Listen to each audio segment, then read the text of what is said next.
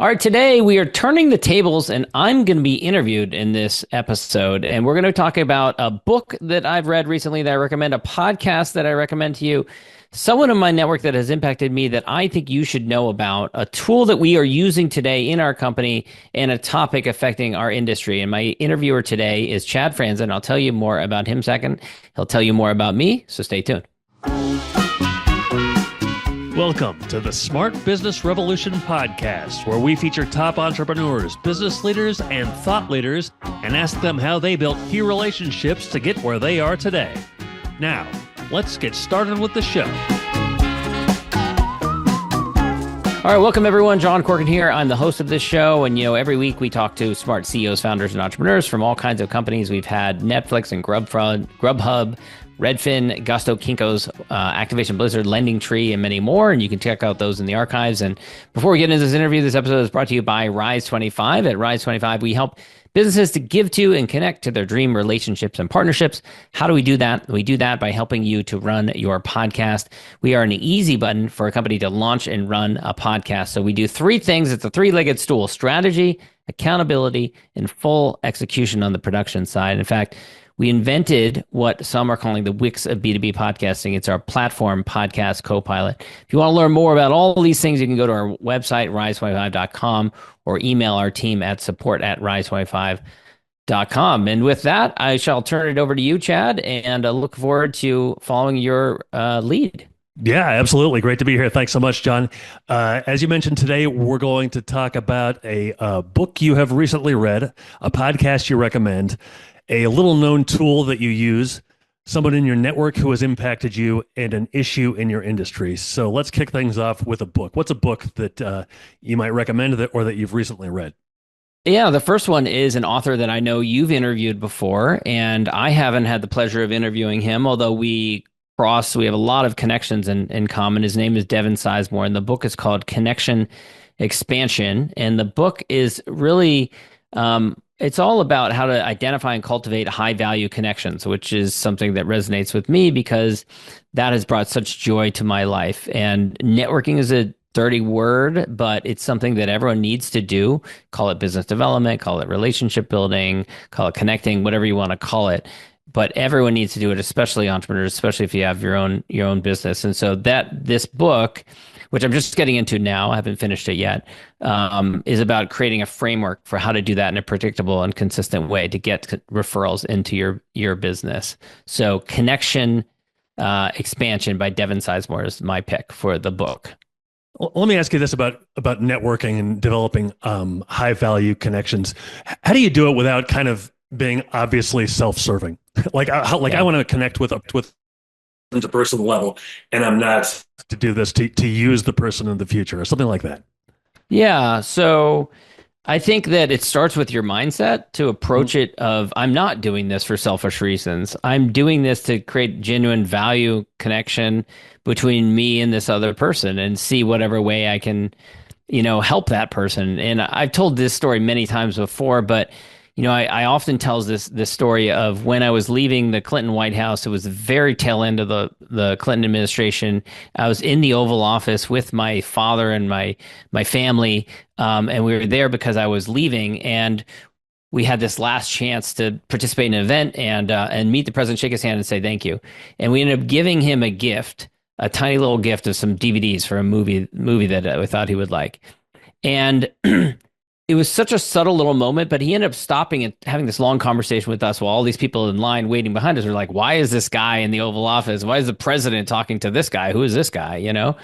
And I think that the reason that it was genuine was because, it was just honestly like I heard that he liked these movies. And so we gave it to him as a gift, as a little parting thank you.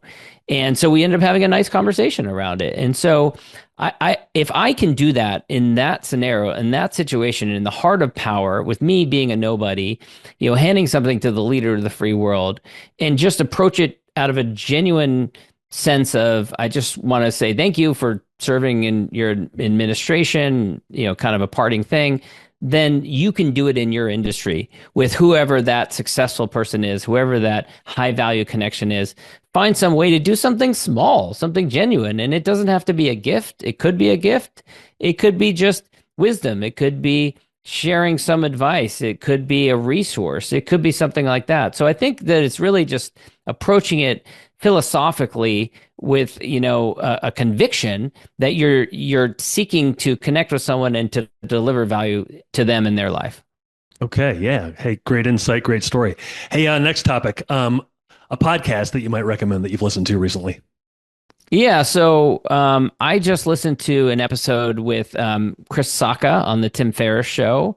I had not listened to any of Tim's podcasts in quite a while, so I've gone through it over the years and figured, I'll go back to it. And Chris Sacca is this very successful investor who worked in the startup world and then became a venture capitalist and has had a bunch of successes. But what really resonated with me is that he moved his family actually away from Silicon Valley and is now raising them, I believe, in Montana, and was talking a lot about, wanting to raise kids that are not entitled, around all this wealth that he has and how to do that in a way that, allows his kids to be grounded. And that is a very top of mind for me. It's something that I think about. I'm not, don't have anywhere near like that kind of wealth. Like I don't know why I'm even comparing myself to him, but I do think about with my kids, how do you raise them in a way that they have grit and determination and they don't have entitlement, because I really resent that when I see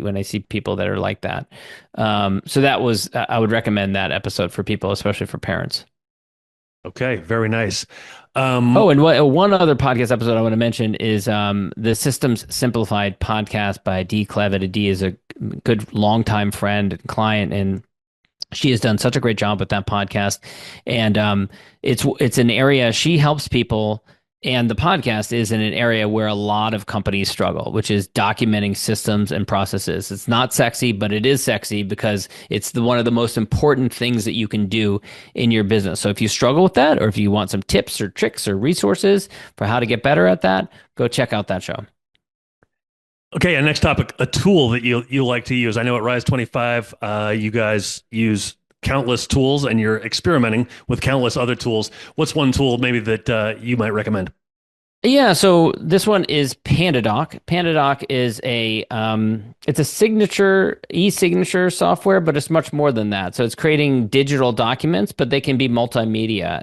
And so we use it for contracts, for agreements, for engagements, and you can create templates and then you can create duplicate versions of those over and over again. And it gives you data around when someone's checked something, which is helpful to know when people are checking something. And it also allows them to sign and pay directly through their platform. So it's a really cool tool. And then it plugs in, of course, with Slack and other tools in Zapier. So then it, after someone executes it, after someone signs and pays, then it can trigger your team to, follow through on next steps after that. So I'm a big fan of PandaDoc. Yeah, those are some valuable things that it does. Sounds like someone in your network. Who in your network maybe has made an impact on you recently? Yeah, so I'll say Todd Taskey, Potomac Business Capital. Todd is someone who's been a friend, a client. He is so generous with his time and his wisdom. Really an expert in M&A, mergers and acquisitions, and buying and selling of companies. And every time I listen to his podcast, which is the Second Bite podcast, he shares an insight or an idea or something like that that is not something you would anticipate. It's an idea or something kind of next level strategy that only comes from someone who's done what he's done for as long as he has, and yet he's someone who leads with true ethics and values. And I think that is really important, especially in the world in which he operates. Yeah, I've had the pleasure of speaking with Todd myself, and he seems like a great guy. Hey, Yeah. Last topic here, an issue. Now we've talked about this. The issue is swallowing the frog, and I really don't know what that means. Can you give us a quick definition, real quick? Well, it's good to know that not everyone knows this term, because I was just going to throw it out there, and you're like, well, we need to define it. So I don't know. I guess maybe I've been saying it a lot. So I don't know if it came from this book. There's a book called Eat That Frog, 21 Great Ways to Stop Procrastinating and Get More Done in Less Time by Brian Tracy. I read it years ago. So I'm not sure if the phrase comes from it or vice versa or what, or if it's a regional saying or whatever. But what it means for me is sometimes you just gotta take the thing that you don't want to do and do it and get through it. And I feel like that has been a bit of my life recently where I've had to do some things that I didn't want to do. And it's easy sometimes, especially as an entrepreneur, as a business owner, to design a life around the things that you want to do and avoid the things that you need to do. And fortunately or unfortunately, the buck stops with you, and you have to do certain things if you want a business to be sustainable that you don't want to do. You have to have a conversation. You have to be open and honest with yourself or with someone else. You have to talk to someone who's mad at you. Talk to someone who, you've got friction with. You've got to run straight into these situations, or else you sweep them under the rug and they become bigger and bigger problems. I am someone who I would say is not masterful at that. I think that I was raised around, let's just say, a family which was good at sweeping things under the rug. And so it's something that I've struggled with. And yet I went into practicing law, which is all about friction and confrontation. It's all about just straight confrontation, talking about the things that you don't see eye to eye on, or that you have major disagreements or major fights over. Those are two ends of the spectrum. What I've tried to do with my life is I've tried to just be straightforward and open and honest and speak plainly. I say that a lot. Speak plainly. Because I think a lot of times we can go through our lives and we can dance around things. We know what we want to say, who we want to say it to, but we don't do it. And so I've tried to move to myself to a place where if there is something that needs to be said, that I say it, and that doesn't mean that you are blunt and insulting of people or anything like that, because there's art around it. And you might want to do like a compliment sandwich type of thing, right, where you compliment and then there's the harsh truth in the middle and then a compliment on the back end. But I have tried to move towards swallowing that frog and being open and honest and direct, and speaking about what I want and what I want to get accomplished. So let's say you know that this is something you have to do, and like it's 6 o'clock tonight, and I know that at 3 o'clock tomorrow I'm planning on doing this, and it seems like it's going to be fine at 3 o'clock. But at 6 o'clock tonight, it seems like 3 o'clock tomorrow is going to be just fine. And then 3 o'clock hits, my brain will give me several reasons as to why it's a bad idea to do it at that time. How how often should you believe your brain when it tells you that? Well, we our brains do have a great way of justifying these things or rationalizing, right? I think if it's something that you can get off your plate, if you can just do it and it's going to take a couple of minutes. I had one of these conversations today. It was 8 minutes long. I was really not looking forward to it for 2 weeks or so. It was 8 minutes. Anyone can get through 8 minutes. It wasn't torture. People have been through torture for much longer than that, right? So it wasn't pleasant. I was not looking forward to it. I did not want to do it. I feel much better on the other side of that conversation, right? And that's not the only conversation that I had. There have been multiple conversations that I've had to have like that, and that's just life, right? And so yeah, I'd say if you can do it sooner and get it out of the way, you will probably feel much better about it. But if you do reach that point, where you hit that time, and then you just be cognizant of, if your brain is trying to rationalize it, your brain is trying to justify it, trying to make excuses for why you shouldn't do it. Remember, you're going to continue to wallow in a bit of pain, a little bit of anxiety until you get through that thing. That was what I'd say. It's like on TV when you see the guys who are scared to death of skydiving with the parachute. It's like you just have to jump sometimes. Absolutely. All right. Hey, John, As always, great to talk to you. Thanks so much for having me today, and I'll look forward to the next of these thought leadership episodes. Yes. Thanks so much, Chad. So long, everybody. Thanks for listening to the Smart Business Revolution podcast. We'll see you again next time, and be sure to click subscribe to get future episodes.